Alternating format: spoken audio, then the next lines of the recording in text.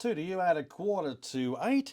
There was an ordinary, sometimes extraordinary, but an ordinary Dubbo Regional Council meeting last night in Wellington. To find out more, the Mayor of Dubbo Regional Council joins us, Matthew Dickerson. Good morning. I prefer to call it an enthralling, an exciting, a wonderful council meeting rather than an ordinary meeting, but you are correct, that's technically the name of the ordinary meeting we had last night. Exactly, that is the technical term for it. Now, notice of motion of rescission there concerning the earlier motion there concerning the drug and rehab site in Spears Drive. What happened? Well, I think council achieved what we really wanted to achieve out of that process, except the fact that we still want to move that facility, but that's not within our powers to do that. The July ordinary council meeting had a resolution of council that had a range of things in there about the alcohol and other drugs facility. And part of that process was there are a number of sites you've looked at, 19 sites I think from memory, and you've looked at those. We've heard that none of those are acceptable. But in that resolution we said, can you go back and just have another look at two sites in particular, one in Bungle Gumby and one in Greengrove, and just investigate those further. We sent that information off to Western New South Wales Local Health District for them to come back and basically plan that process, look at those further, etc. They came back, the CEO of Western New South Wales Local Health District came back and said, well, we've already given you an answer previously on those two sites. You already know that. Why are you asking us the question again? Effectively, I'm paraphrasing a 3-page letter here. But if you really want us to look at those sites again, it's going to cost us a significant amount of money. We estimate $100,000 or more per site to look at those. And if you really want us to go and do that, we'd like council, and we think it's only fair that council pays half of that. So that letter came to council on the 3rd of August. The last resolution was the 27th of July. So based on that, then some councillors said, well, we don't want to pay $100,000 to look at sites they've already said no to. Is that sensible for us to do that? Hence the rescission motion that came forward from councillors last night to say, well, it looks like we're going nowhere down this path. So let's rescind the motion from July with this new information that's become available, and let's replace that to say, basically, as we've been told by Western New South Wales Local Health District, we don't have anything that we've offered you that's suitable, notwithstanding we still formally oppose the Spears Drive location. And again, as you and I have talked about many times, and I'm sure your listeners are sick of hearing it, council does not control the location of the AOD facility. It's a state government health facility. They will decide where it goes. They've got the power to decide where it goes. So if, for example, they decided tomorrow that Bungle Gumby was the location they wanted, they come and say to council, that's the location we want, and then we'd start some negotiations. Or if we said, stick it up your jumper, they can compulsorily acquire that land regardless. So the state government will control the location of it. Council still formally opposes Spears Drive. So to clarify a couple of questions I have, the thoughts of these offering of land parcels for other potential sites, are the Residents Action Group, the Rosewood Grove Residents Action Group and others, are they saying council should offer land free of charge, or are they saying find a suitable site and then they'll pay for it? What is it? Are people expecting council to gift land or simply try and find an alternative site that's appropriate that then can be sold? Do you know what they're thinking there? Well, I don't want to go and put words in the mouths of other groups. I think let those groups speak for themselves as such.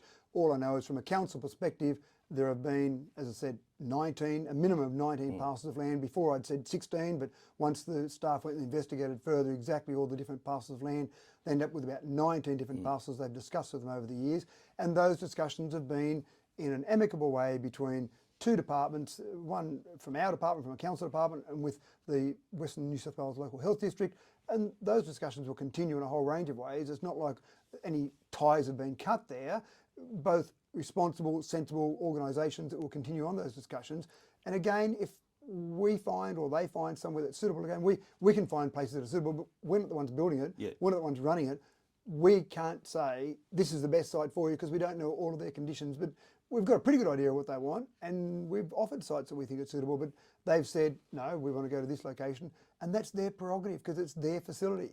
So in offering those 19 sites for consideration originally, was council saying, well, was the thought that, okay, we will give you this land, gift you this land, or was there an expectation that it would be purchased from council had one been acceptable? It never got to that stage. Never got to It that was stage. really just suitability of different parcels of land, those discussions. And again, that was a resolution of council to have those discussions to try and find some locations that would be suitable. And again, Western New South Wales Local Health District have to pick a location that's suitable for their facility. We can't tell them where to go. So now if the Residents Action Group now takes this to the Western Planning Panel, they've said that they also expect council to oppose the location along with them. Any thoughts on that? Well, it's not anywhere near that stage yet. As yet, no. Because what will have to happen is when Western New South Wales Local Health District makes a final decision about where they'll go, then they'll need to start the process of putting a development application in. Because of the size of the facility, then it won't go to council for determination. That will go to the Western Regional Planning Panel, or Western Joint Planning Panel, I think it's called. And so they will make that decision around that. Council will get a chance to comment on that, but we can only comment on the technical aspects. We can't comment and say, oh no, we don't like the location. We can say that politically, and we've said that already to the Minister, but from a technical aspect, our planning staff will be able to talk about the technical aspects of it. And on this radio station before, I was quizzed many months ago about why I was allowing a fourth McDonald's to be put in Dubbo. Now, a whole range of problems with that statement, but one of the things I said at that time was, if people put in a complying legal DA, council doesn't say, oh no, we've got enough McDonald's, or we don't like that particular business, or I don't think you'll make money. We can only go through a process on a technical basis to make sure it's a legal complying DA. And when it goes through to an external panel, a panel outside of council, the only things we would be able to say would be on a technical nature, not we don't like the location. Also last night, council had before it a report concerning the voice education, information and participation. What happened there? Well, it's an interesting one because some councils around the state and probably across the nation have taken a position on the voice, encouraging their residents to vote yes or encouraging their residents to vote no. I know one council has taken up a formal position of neutrality, where they've got a resolution on the books to say we formally have no position on the voice. And we've discussed that at council. One of the things we've come up with is that we don't think as a council we should be directing people how to vote on something so important as this particular referendum coming up. So we've said our best thing to do is educate people. Make sure we've got some way of people being educated, encourage them to be involved, to register to vote, to basically go through and make sure your, and excuse the pun, but your voice is heard on the voice. The roll of the eyes said it all. So I think one of the things there that we can play a really important role is council is a trusted organisation. So if we've got information that we're giving out to the people, then hopefully people say, well, this is information that should be trusted. So the decision last night was to put together a panel. We'll have a 4-person panel.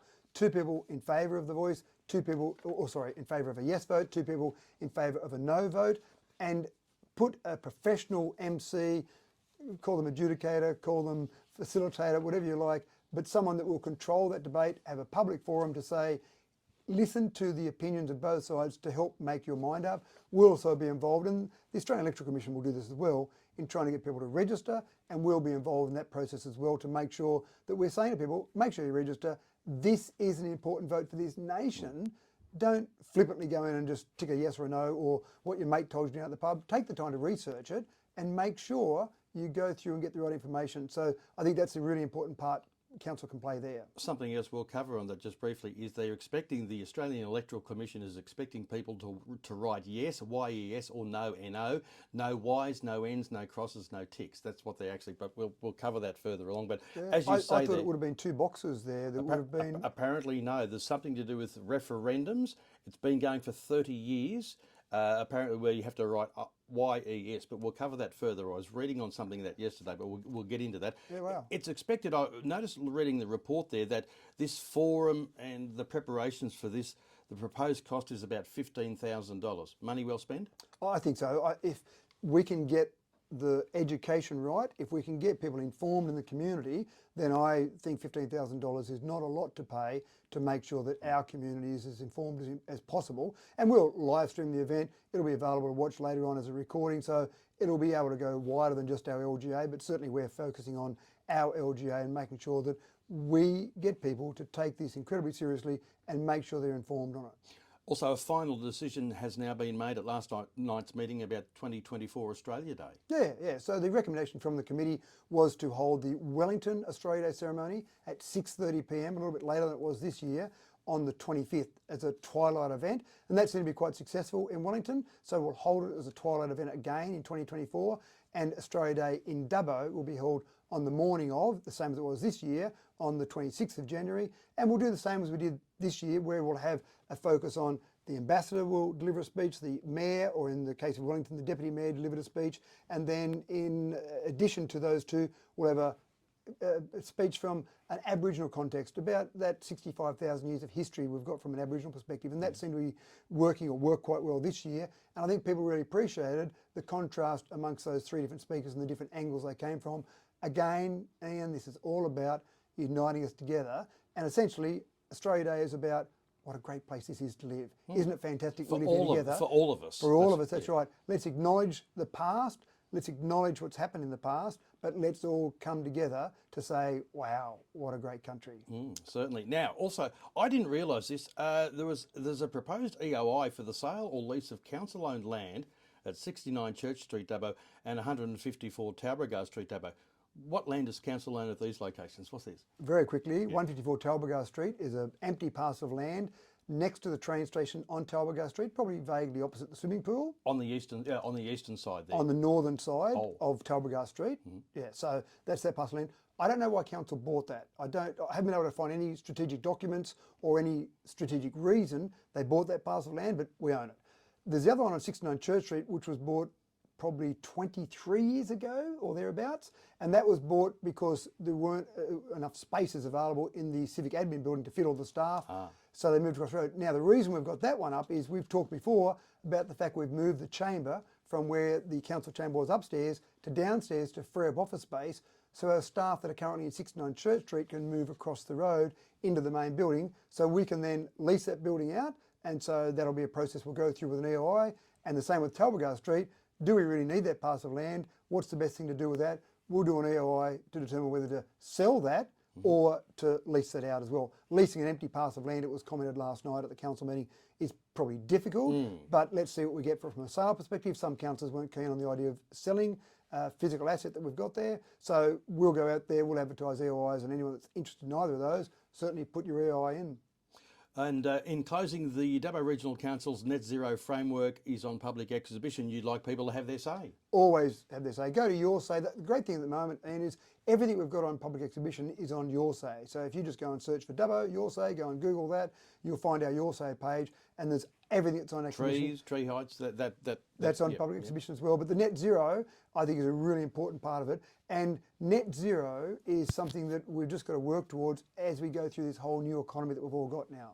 Certainly very important as we move to, the way energy is evolving, this whole thing, we're moving into a new generation with this, aren't we? We are, and carbon neutral is not the same as net zero. So that's some small little nuance there, and something if people go and look at that information, they'll get some more information on that. Well, very exciting there. So go and have your say there at yoursay.dubbo.nsw.gov.au. Matthew Dickerson, Mayor of Dubbo Regional Council, as always, thank you for dropping by. My pleasure.